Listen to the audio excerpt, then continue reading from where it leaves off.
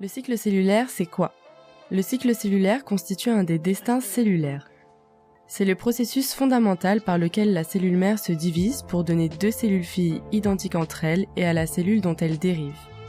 Le processus est hautement contrôlé et organisé, contrairement à d'autres phénomènes que vous allez voir en cours comme la nécrose. Les différentes étapes du cycle cellulaire.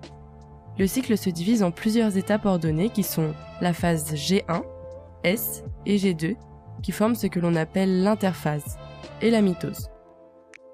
Le cycle cellulaire, c'est simplement l'ensemble de l'interphase et de la mitose. Plot twist, il existe une étape un peu particulière appelée G0. Cette phase correspond à un état dit quiescent, c'est-à-dire que la cellule peut retourner dans le cycle cellulaire ou en sortir définitivement pour s'orienter vers trois destins, l'apoptose, la sénescence et la différenciation.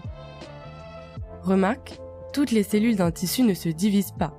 Par exemple, les cellules en G0 ne se divisent pas vu qu'elles sont dans un état quiescent, tout comme les cellules différenciées, comme par exemple les neurones.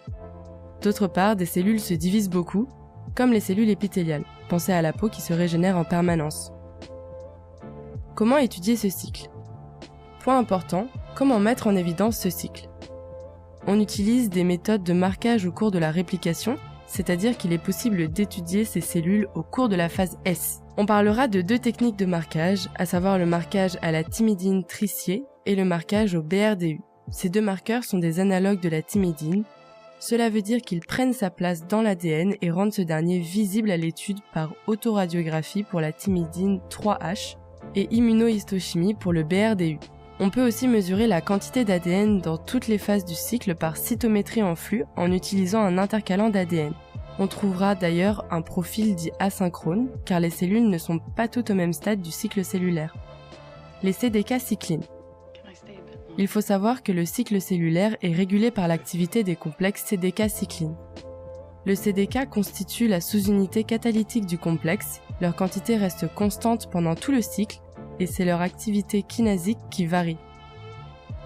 Les cyclines sont la sous-unité régulatrice, donc elles régulent les CDK. Ces dernières sont synthétisées, puis dégradées par le protéasome à certains moments du cycle.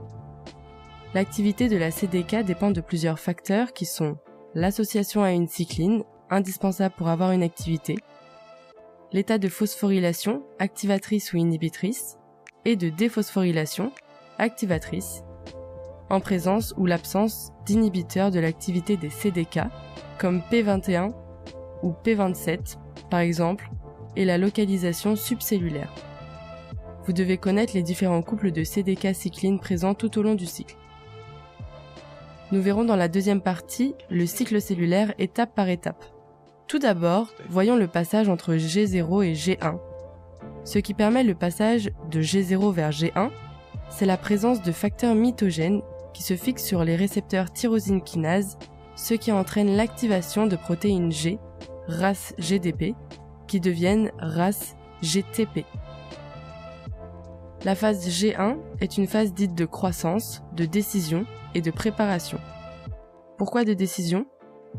Car entre le passage de G1 à la phase S, on a ce que l'on appelle un point de restriction, ce qui permet la vérification de l'ADN avant l'entrée en phase de synthèse. S'il existe un problème, alors on a deux types de réponses qui sont immédiates et tardives et qui aboutissent à un blocage de la cellule en G1. Le complexe CDK cycline mis en jeu lors de cette phase est CDK4-6 cycline D, ainsi que CDK2 cycline E. Notons que pendant cette phase, la cellule peut soit aller en G0 via le processus que l'on vient d'expliquer, soit passer en phase S, ce dernier étant irréversible. On a différents événements intervenant pendant la phase S. La réplication de l'ADN, la mise en place de la coésine déjà initiée en phase G1, ainsi que la duplication du centrosome. Pendant cette phase, on retrouve le complexe CDK2 cycline E. La cycline E est par ailleurs détruite par le protéasome pendant cette phase, ce qui aboutit à l'association de CDK2 avec la cycline A.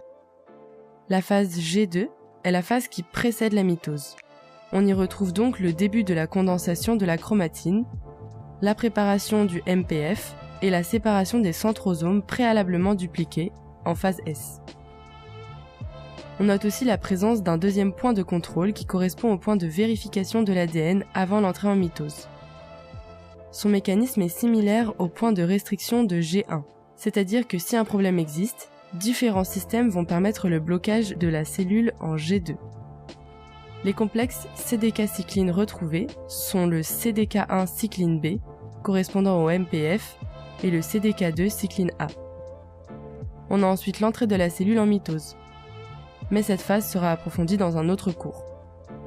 Nous avons vu que le cycle cellulaire se composait de l'interphase qui comprenait G1, S, G2, ainsi que G0 et de la mitose, qu'il existait des complexes CDK-cycline intervenant pendant les différentes phases, très important à savoir, et des points de contrôle de l'ADN entre G1S et G2M.